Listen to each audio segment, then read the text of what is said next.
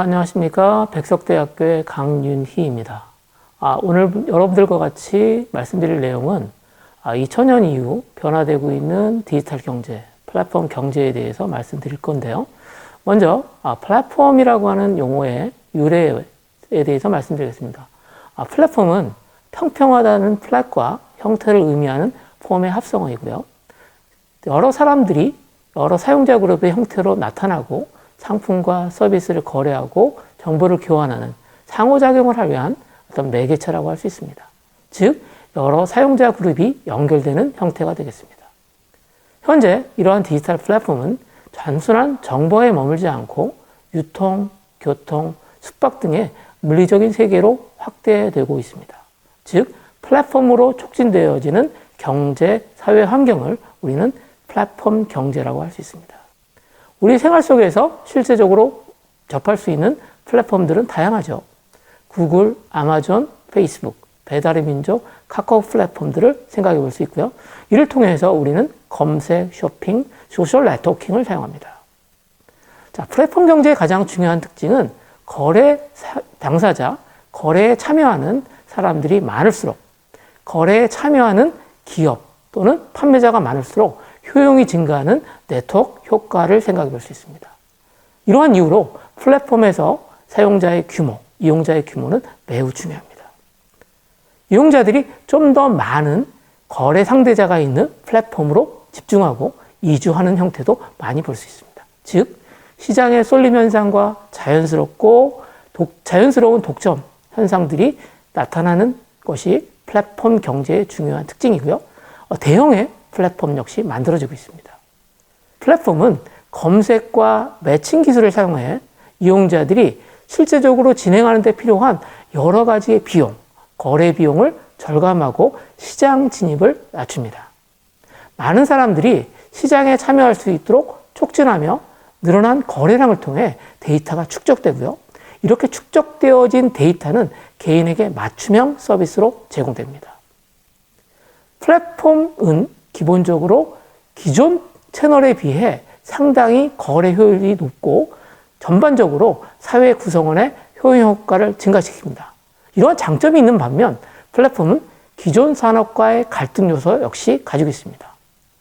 플랫폼을 통해 낮은 진입 장벽이 만들어지고 시장에 진입하는 공급자가 생기게 됩니다. 이러한 낮은 진입 장벽으로 인해 음악 산업은 유튜브와 호텔 산업은 에어비앤비와 서로 간의 갈등을 갖고 있다라고 할 수 있습니다. 자, 플랫폼 기업으로 우리가 실제적으로 성장하기 위해서는 플랫폼에 대한 이해가 필요한데요. 플랫폼은 기본적으로 협력을 위한 네트워크를 기반하고 있습니다. 다면 환경, 여러 사용자 그룹, 여러 판매자, 소비자들이 참여하고요. 이를 통한 협력적 네트워크가 만들어집니다. 즉, 다수의 판매자와 다수의 소비자가 거래가 이루어진 형태입니다.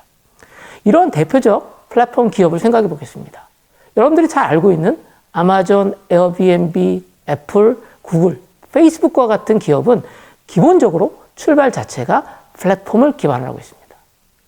다양한 연결을 위한 API를 제공하고요. 이를 통해서 많은 연결을 위한 참여가 가능해집니다. 자, 플랫폼 기업, 현재 여러 가지 느낌 중에 하나가 뭐냐면 전통시장이 많이 잠식되고 있다라고 하는 부분입니다. 무엇에 의해서요? 플랫폼에 의해서 잠식됩니다. 이러한 플랫폼의 등장으로 인해 상품들은 진흥화되어 연결되고 플랫폼을 통해서 상품들은 서비스로 접목됩니다. 많은 기업들이 현재 플랫폼 기업으로 전환하기를 원하고 있습니다. 자, 플랫폼 기업의 가장 중요한 특징은 뭐냐면 기본적으로 디지털로 운영되는 비즈니스 모델을 기반으로 하고 있습니다. 에어비앤비를 생각해 보겠습니다. 에어비앤비는 기본적으로 전용 숙박시설, 호텔을 유지하지 않지만 메리어트와 같은 호텔 체인보다 훨씬 더 높은 가치를 가지고 있다라고 할 수 있습니다. 또한 플랫폼 기업의 대표적인 주자 중에 하나인 아마존을 생각해 보겠습니다. 아마존은 초기 온라인 시장에서 출발했고요. 중소 온라인 서점들의 파산도 이끌어냅니다. 자, 현재 아마존은 이커머스 형태로 점점 진화되고 있고 하물며 클라우드 서비스도 제공하는 형태로 바뀌고 있습니다. 아마존의 경우 매출의 50% 이상을 클라우드 서비스에서 만들어내고 있다라고 하는 부분입니다. 자, 플랫폼 혁명 같이 한번 생각해 보겠습니다. 플랫폼 혁명은 사람과 조직과 자원을 연결하는 기술입니다. 새로운 비즈니스 모델을 제공하고 파괴적 혁신을 기반으로 하고 있습니다. 자, 플랫폼은 기본적으로 양측 기반의 네트워크를 기반으로 하고 있습니다. 즉, 다시 말해서 양면 시장을 만들고 있다라고 하는 부분이고요. 전통적으로 플랫폼을 기반으로 하고 하는 산업들은 금융, 소프트웨어, 미디어가 있습니다. 대표적으로 미디어 같은 경우에는 광고주와 관객이 서로 네트워크로 연결되는 형태라고 생각할 수 있고요. 그러한 플랫폼들은 정말 다양하게 확산되고 있습니다. 교통 분야의 우버, 숙박 분야의 에어비앤비, 채용 분야에 있어서는 링크드인과 같은 것이 플랫폼 기업으로 우뚝 서고 있고요. 우리가 많이 접하고 있는 넷플릭스 역시 OTT 분야의 선두적인 플랫폼 기업입니다. 이러한 플랫폼 비즈니스의 가장 중요한 특징은 바로 승자 독식의 관계입니다. 즉, 위너가 모든 것을 가져가는 형태이고요.